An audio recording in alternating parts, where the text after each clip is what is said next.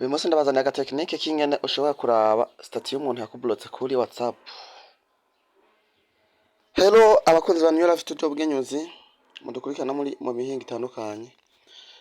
Murabizi neza yuko kuri WhatsApp mu statut hariyo agatekinike k'ingene ushobora kubloka umuntu ugashaka statut wawe ntayibone. Ku bantu batabizi kamera nk'ubibutsa mubibona neza ugiye muri statut ngaha ugiye gushaka statut kenshi hari igihe ucuca hano ku tuburungu dutatu ugacuca hano kuri statut privacy. Aha iyo hacereye ngaha urashaka kugira abantu ukuyemwo, urashaka kugira ati my contact accept, ugaca ngaho ukaca winjamo indani ukaca uraba nk'uyu ukamukuramwo mu bantu baza kuraba statut yiwawe. Yes, ako ku bantu batari bakazi murabizi neza yuko ico gihe uwo muntu mukuyemwo ataraba statut yawe, sivyo? Ugasanga ni nk'abantu bakundana akamuhenda ngo aramupostinze agaca manuka hano hepfo agaca agira ngo only share with, kuri aka ko hepfo ubushatse aba ari we wenyene aza kuyibona. Abo washizeko nyimba ugize nk'aba nibo bonyene baza kubona statut. To contact selected, aba selectionye nibo bonyene baza kubona statut nza kuba nasizeko. Yes, ibintu rero mu merere magabo muco bwenge. Yes my people. Rero ku bantu aka kantu batari bakazi ndibaza muciye mukaboneraho. Uno munsi rero sinarinzanwe n'aka gatrike ko kubereka ingene ushobora kubloka umuntu kuri statut yawe ya WhatsApp. Ahubwo ndabazaniye agatrike k'ubwenge k'ingene ushobora kubona statut y'aba bantu rero baba barakublotse ukaca uyibona. Okay, ukaba uri mushasha rero ubonye video zacu ndagusaba ubanze ukore subscribe. Ubanze kandi kuri subscribe kuri no channel yacu ya YouTube. Ni chaîne iriko iraduga cane, iriko irakurikiranwa n'abantu benshi.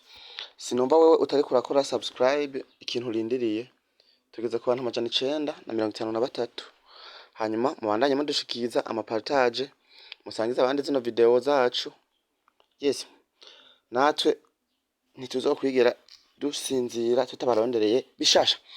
Ni gute rero woshobora kuraba statut y'umuntu yakublotse kuri WhatsApp? Hanyuma ingene bigenda biragusaba application yitwa Phoenix.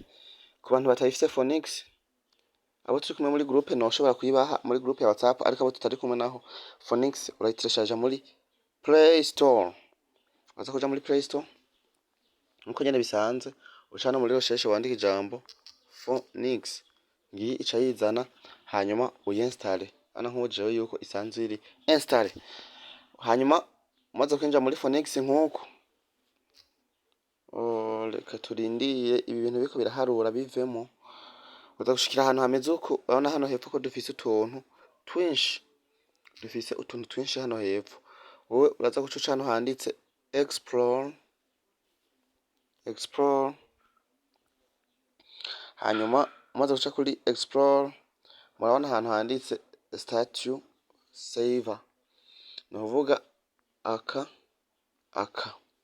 kandi ndabibutsa neza yuko ino application nubwo uri kurakoresha WhatsApp business canke WhatsApp Messenger iragufasha gutreshaja statut, ukayitreshaja ukayishira muri stockage ya telefone yawe. Hanyuma ukaza gushikayo nkuko twebwe muno mwanya dukeneye guca hano handitse.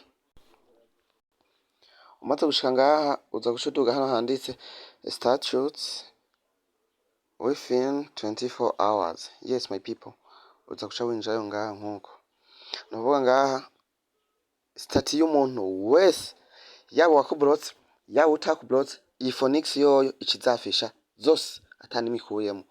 Mabona neza ko ari statut zitari ziki.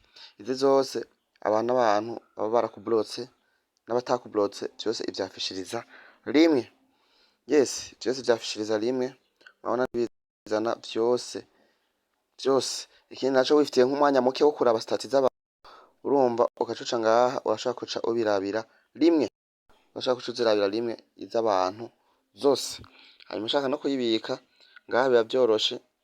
Ushaka no kuyibika biba byoroshe kuko uca wicira ngaha uca kuraka. Ushaka kuyibika biba byoroshe cane. Ushaka kuraba n'ama video Nkuje ku bantu bashize ku masitati y'amavideo urabona ntarimo, twari guca tuzisangaho ngaho. Aha, nico cigwa c'ubwenge rero nari nabateguriye. Urabona neza yuko ushaka no kuharojistra amasitati ngaha, ushaka kuyarojistra yose, sitati zose ukazibikira rimwe. Sinzi ko muriko murabibona, sitati z'abantu bose, abantu bose bashize ku sitati kuri WhatsApp bashaka kucuza ngaha. Aha urabona ko zose zamaze kwibika, zose za sitati zose zamaze kwibika. Murabona ko zose hariko tuno tuntu tutuvi utu, ndaza muratubona utu tuntu tutuvi mu kuzibika. Ku batabibonye, urabona uciye ngaha nk'uko hano amaze kuzibika ntikagaruka. Mwabonye ahantu hari handitse save all, niho cofyonda zose zija muri galeri ya telefone. Yes, nico cigwa c'ubwenge nabateguriye, ngene ushobora kuraba statut y'umuntu yakublotse kuri WhatsApp. Mwabonye ko za statut zose zamaze gushika muri galeri vyoroshe cane ku kanya gato. Hanyuma mubandanye mudushigikiza, like, share na comment. Thank you for watching. Ciao ciao.